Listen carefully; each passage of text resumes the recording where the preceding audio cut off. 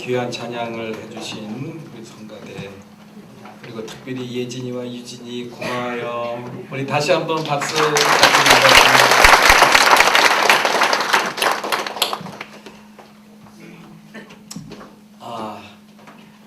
여러분들을 환영합니다. 교회가 그냥 안팎으로 어수선하고 여기저기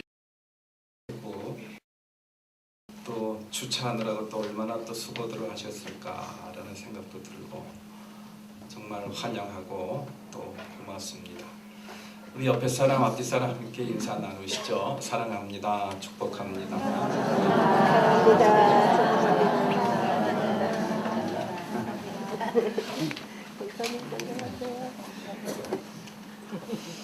직접 일을 하시는 분들은 뭐 오죽 힘이 들겠습니까?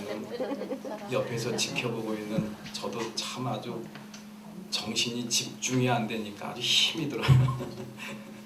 뭘 성경 말씀이라도 좀 읽고 묵상하고 설교 준비하고 예배 준비해야 되는데 그게 만만치가 않네요.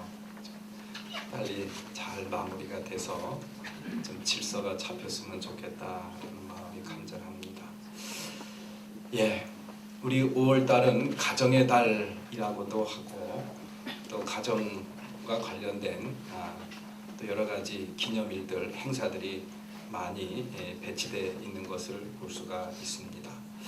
그래서 우리는 5월달이 되면은 가정이라는 주제와 또 행복이라는 주제를 이제 많이 떠올리게 되죠. 그래서 오늘은 이 로마서 말씀을 잠깐 중단을 하고 특별히 우리 5월달을 맞이해서 가정이라는 주제, 또 행복이라는 주제를 같이 생각을 해봤으면 좋겠다라는 생각에서 오늘 본문 말씀을 택했습니다. 설교를 준비하다 이런 이야기를 제가 읽게 되었습니다. 미국의 테네시주 내슈빌이라는 그런 도시에 마크 스파크스라는 사람이 살고 있었다는 이야기인데요. 내슈빌은 아주 굉장히 그 음악으로 유명한 그런 도시이기도 하죠. 그곳에서 음향 장비 기술자로 일하는 사람인데 마크 스파크스라는 사람이 우연히 어느 벼룩시장에 지나가다가 액자를, 마음에 드는 액자를 하나 보고 그걸 샀어요. 이거 얼마예요? 그랬더니 $2요. 그래서 $2를 주고 샀습니다. $2면 얼마인지 2,200원 정도 되겠죠, 그죠? 2,200원. $2를 주고 집에 들고 와가지고 이제 먼지도 닦아내고 또 좀 이렇게 수선도 하고 그러는데 그 액자 뒤에 이 접혀 있는 종이가 있는 게 발견됐어요. 이게 왜 여기 뒤에 액자 뒤에 접혀 있지, 껴 있지? 그러면서 그거를 종이를 조심스럽게 꺼내가지고 펼쳐봤더니 그게 미국의 독립선언문이 거기 있는 거예요. 이게 왜 독립선언문이 여기 있을까? 이게 언제 누가 어떻게 기록이 된 걸까? 그래가지고 그걸 갖다가 이제 전문가한테 갖다가 맡겨서 이제 검사를 받았더니 그게 1820년에 독립선언문을 이렇게 직접 쓴 것이고 진품이고 그게 200부밖에 그 당시에 이게 인쇄를 200부만 인쇄를 했는데 그 중에 하나라는 거예요. 그래가지고 그러면 이게 가격이 얼마 정도 됩니까? 그랬더니 $25만 가치가 나간대요. 그러니까 우리나라 돈으로 약 한 3억 원 정도가 되는 겁니다. 이 양반 수지 맞은 거예요. 그러니까 2,000원짜리, 2,200원짜리 액자를 사가지고 와가지고 3억 원짜리의 가치를 발견을 한 겁니다. 제가 왜 이런 말씀을 드리는지 여러분들 아마 눈치를 채셨을 겁니다. 우리가 이렇게 소중한 그런 가치를 잃어버리고 살 때가 많아요. 그러니까 2,200원에 거기에 $25만 짜리 독립선언문 인쇄물이 거기에 있다라는 사실을 알았다고 한다면 안 팔았을 거예요, 그죠? 모르고 판 겁니다. 우리의 삶 속에서도 이렇게 정말 소중한 가치가 감춰져 있다는 사실, 그것을 갖다가 우리가 깨닫지 못하고 그것을 누리지 못하고 그것을 알지 못해서 그냥 사장시켜버리는 그런 경우가 참 많이 있습니다. 그 중에 하나가 바로 뭐냐면 가정입니다. 가정이라는 그 속에, 가정 속에 숨겨져 있는 행복, 이것은 이 세상 그 어느 것과도 바꿀 수 없는 아주 소중한 가치예요. 그래서 제가 이 금주의 말씀에서도 그런 말씀을 제가 읽어드렸죠. 왕이건 농부이건 자신의 가정에서 행복을 찾아낼 수 있는 자가 가장 행복한 인간이다. 그리고 H.G. 웰스라는 사람은 이런 이야기를 했습니다. 가정이야말로 고달픈 인생의 안식처요. 모든 싸움이 자취를 감추고 사랑이 싹트는 곳이요. 큰 사람이 작아지고 작은 사람이 커지는 곳이다.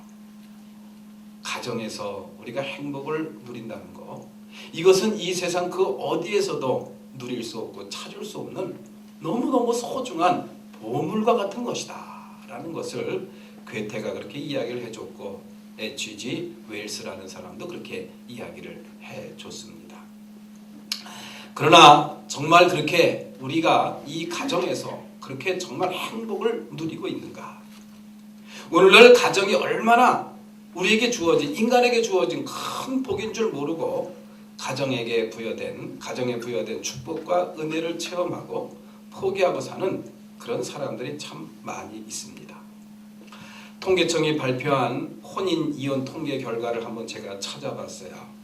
작년에 약 26만 쌍이 결혼을 하고 그리고 11만 쌍이 이혼을 했다고 합니다.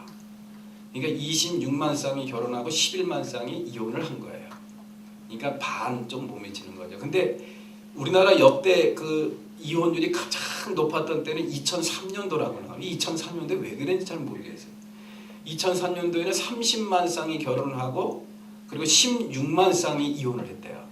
그러니까 이 이혼율이 그만큼 높다라는 것은 그만큼 가정이 행복하지 못하다라는 그런 의미가 거기에 포함되어 있기 때문에 제가 이 수치를 알려드린 거죠. 그렇습니다. 이렇게 가정이 행복하라고 가정을 만들어 주셨고 또 그렇게 알고 가정을 꾸리고 살아가는데 막상 가정을 꾸린 그 구성원들은 행복하지가 않다라는 그런 이야기.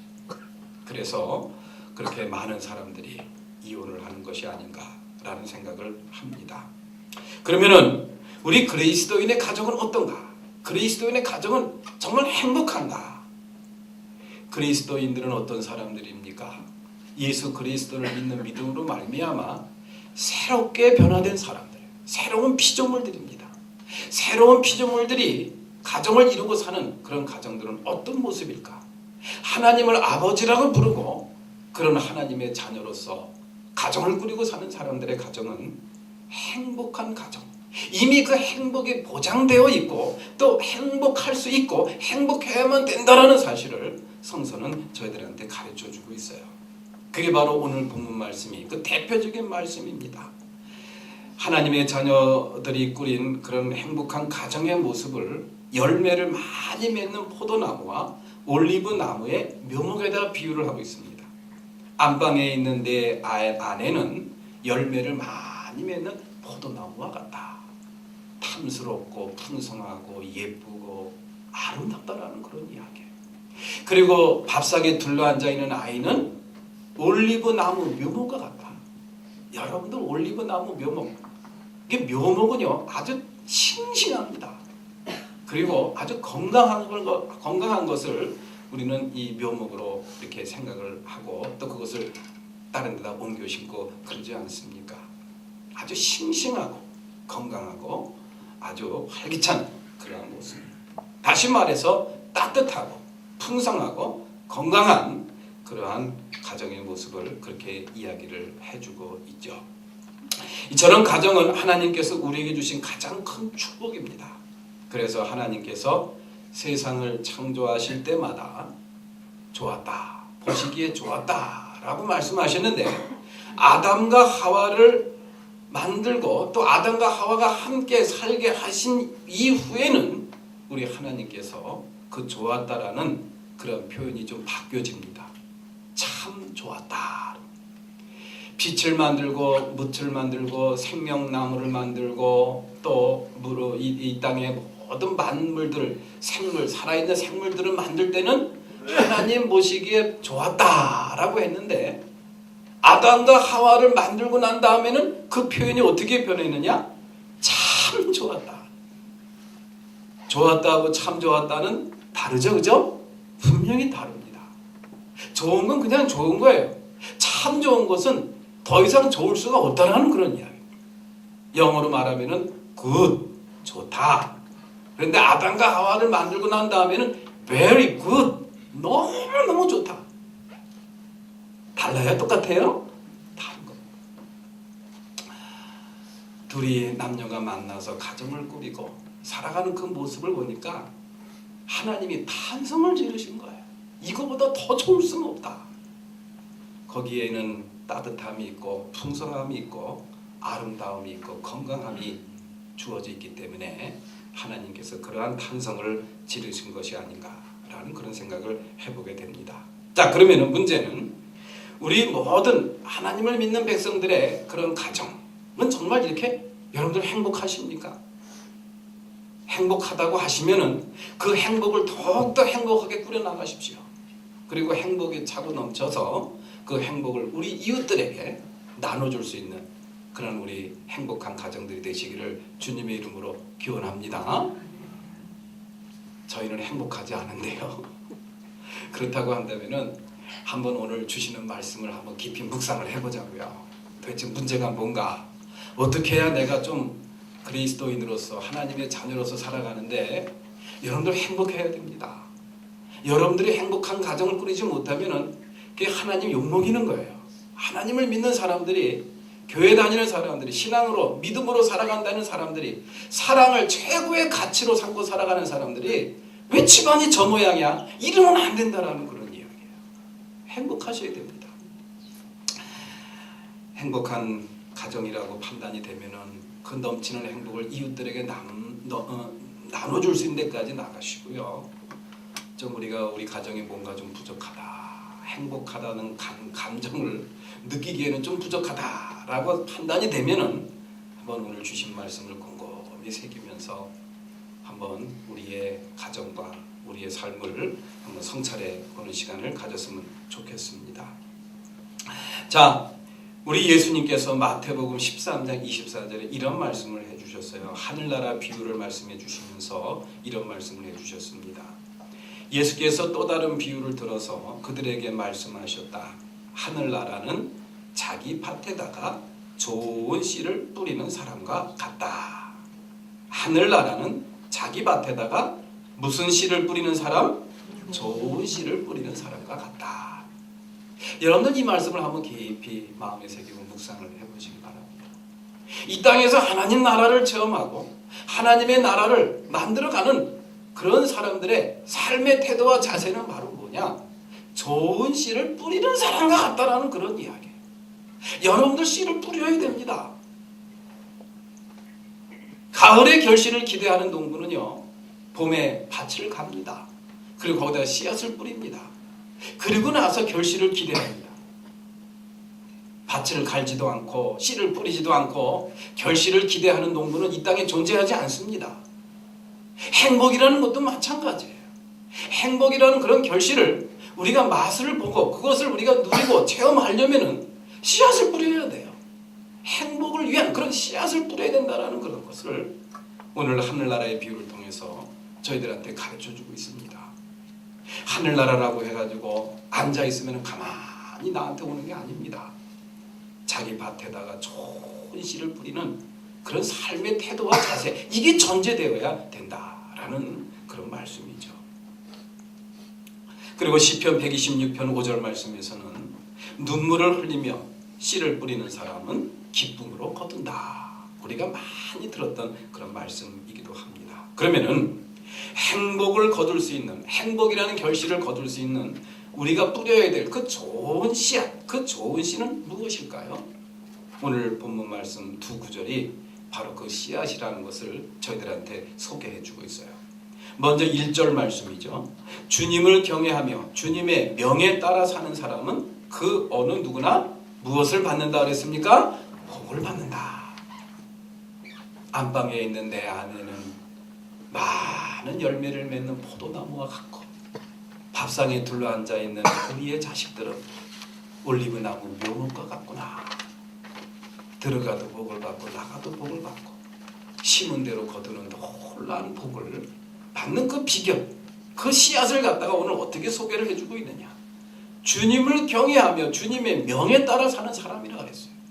주님을 경외하며 주님의 명에 따라 사는 그런 가정, 틀림없이 하나님께서 오늘 약속하신 이 복과 이 은혜와 이 행복을 허락해 주실 줄로 믿습니다.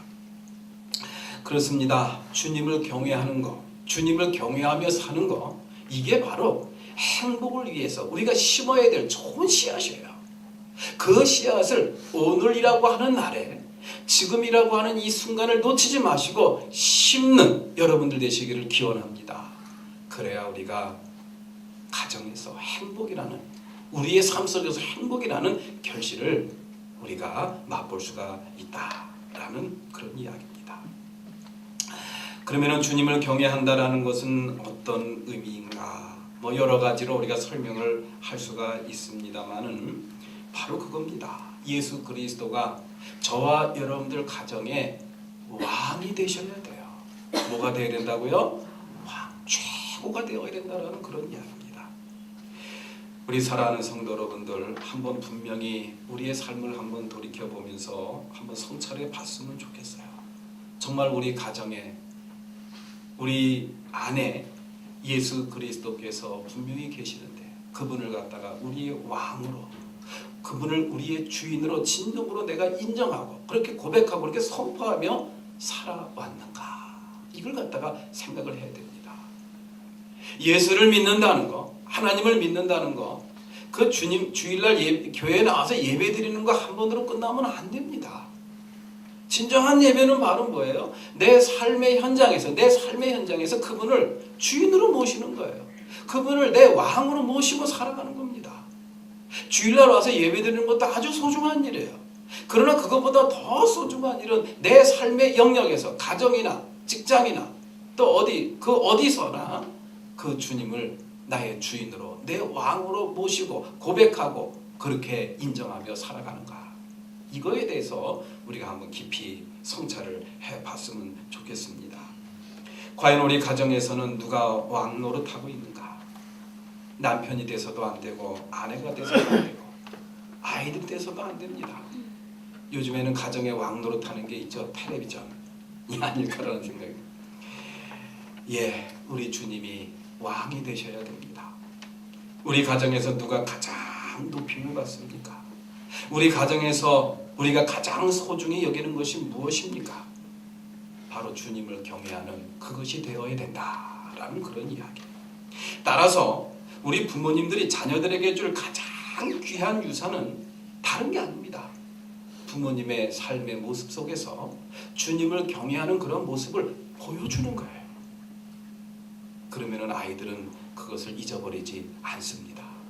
지금은 당장 그것을 허투루게 볼 수도 있지만은 나중에는 언젠가 그의 삶 속에 아름다운 보약이 되고 양약이 될 줄로 믿습니다. 제가 광주이시 24대 종손인데요. 저희 집안에서 이제 그 명절날 예배를 드릴 때 그 일대 할아버지가 우리 둔촌 할아버지이신데요. 저기 서울의 둔촌동에 그 묘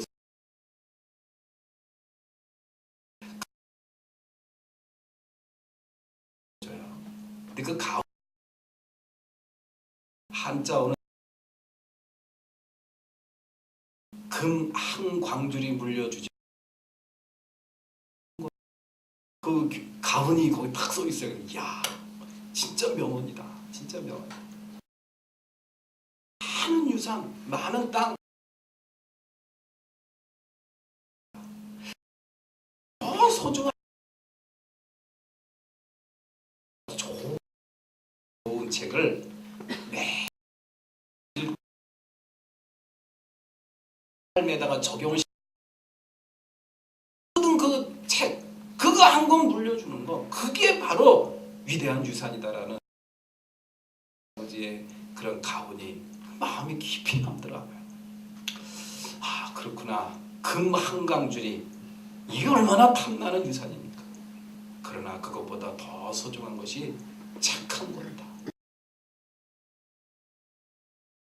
회개하며 살아가는 이제 그에게 예고를 합니다. 벌 받을 것이다. 징계를 받을 것이다. 하루속히 그의 죄악을 멈추어야 된다. 그랬더니 이 엘리 제사장이 이제 자녀들을 불러놓고 이렇게 이야기를 하는 거예요. 그게 사무엘상 2장 24절에 있는데요. 이놈들아 당장 그쳐라. 주님의 백성이 이런 추문을 옮기는 것을 내가 듣게 되다니 대단히 두려운 일이다. 자기 아들들이 어떤 일을 했다는 거, 그것이 자기 귀에 사람들의 소문을 통해서 자기 귀에 들리더라는 그런 이야기예요. 그러니까 그만두라는 그런 이야기입니다. 이 말씀은 무슨 말? 이 말씀을 이 문장대로 그대로 해석을 하면 뭐냐면요, 너희들이 잘못한 거, 너희들이 잘못 행하는 거, 그것 때문에 그것을 갖다가 내가 다른 사람들을 통해서 듣게 되었다. 그러니까 그 일을 당장 그만둬라 라는 그런 이야기입니다. 그 일이 하나님 앞에서 잘못되었기 때문에 그만두라는 뜻이 아니라 그 일이 들통이 나가지고 다른 사람들을 통해 가지고 나한테 들려오니 그것을 하지 말라는 그런 뜻이 이 말씀의 내용이 아닌가라는 그런 생각이 들어요. 그러면 안 되죠. 사람들이 뭐라고 평가하든 간에, 사람들이 뭐라고 하든 간에 그것이 하나님 앞에서 잘못됐으면 하지 말아야 돼요. 하지 말라고 강력하게 권고하고 명령을 하고 회초리라도 돼야 됩니다. 그런데 여기서 이 엘리 제사장이 이야기하는 것을 보면은 이러한 너희들의 잘못된 악행이 백성들의 소문을 통해서 내가 듣게 되다니 이게 될 일이냐, 이겁니다. 너희들 때문에 이 아빠의 체면이 말이 아니게 되었다라는 그런 뜻이기도 하죠. 거기에 대하여 하나님께서 엘리 제사장에게 이런 응답을 하십니다. 사무엘상 2장 29절이죠. 어찌하여 너는 나보다 네 자식들을 더 소중히 여기느냐. 이래가지고 엘리 제사장의 가문이 그렇게 망가진 거예요. 그런데 이게 어느 날 갑자기 이렇게 된 겁니까? 아니에요. 그러한 징조와 그러한 전조 현상들은 그 전에 있어 왔습니다. 그런데 그것을 갖다가 잘 감지를 못한 거예요. 깨어있지를 못한 겁니다. 그래서 사무엘은 똑같은 하나님의 음성을 듣는데 엘리 제사장은 하나님의 음성을 그래서 못 들은 것이 아닌가라는 그런 생각도 우리가 해볼 수가 있어요. 어느 날 갑자기 이렇게 일어난 일이 아니라는 그런 이야기. 그런 징조는 진작부터 있었습니다. 그래서 우리는 늘 깨어 경성하여 기도해야 됩니다. 잠에서 깨어 있어야 됩니다. 왜?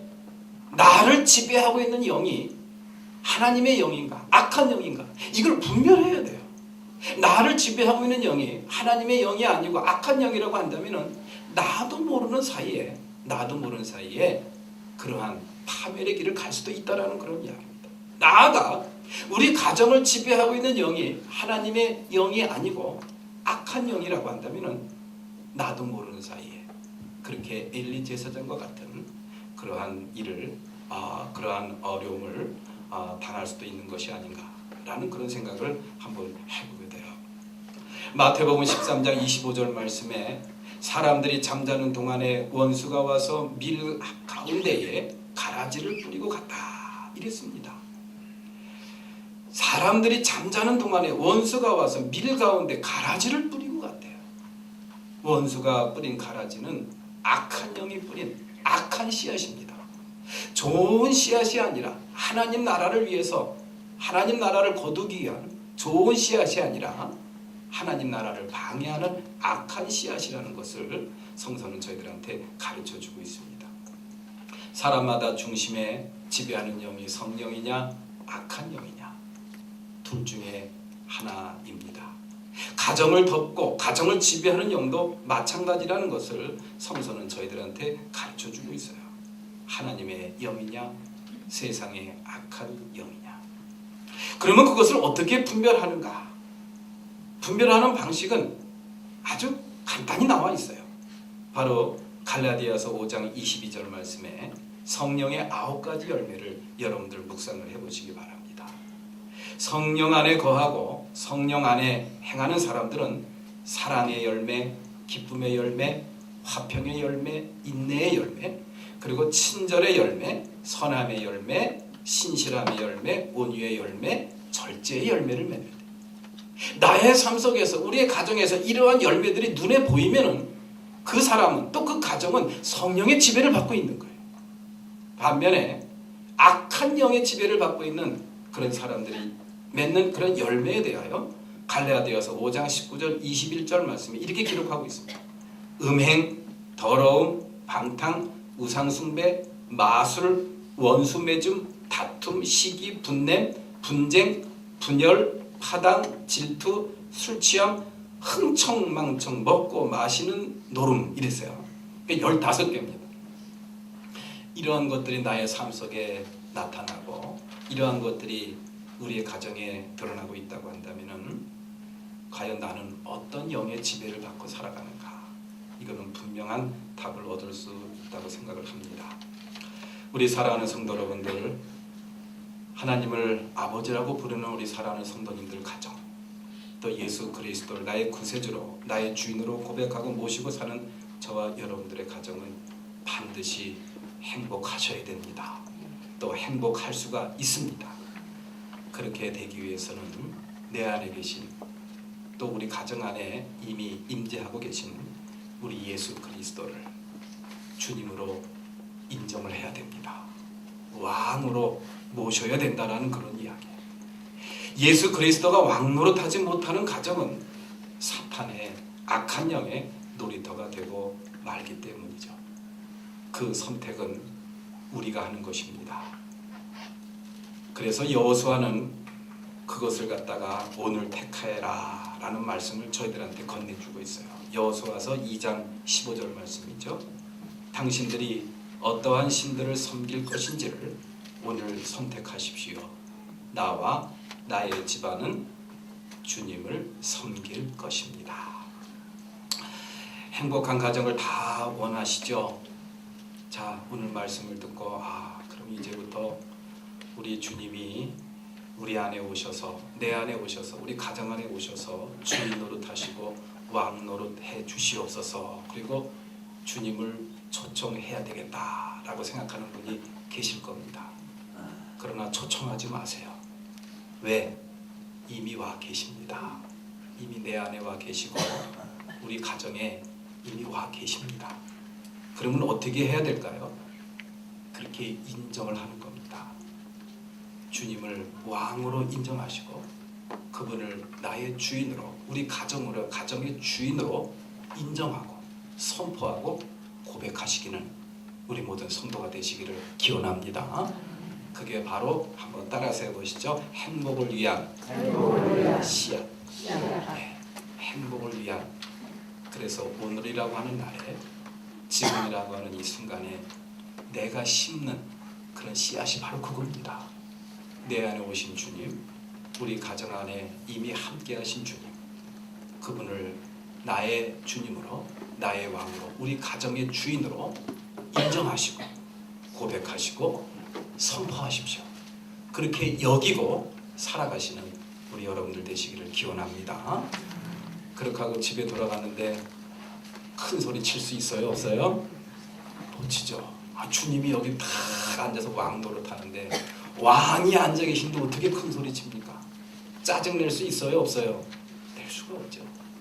근심 걱정 때문에 땅이 꺼져라 탄식하는 한숨 쉴 수 있어요? 없어요? 그러면 안 되죠. 왕이 계신데.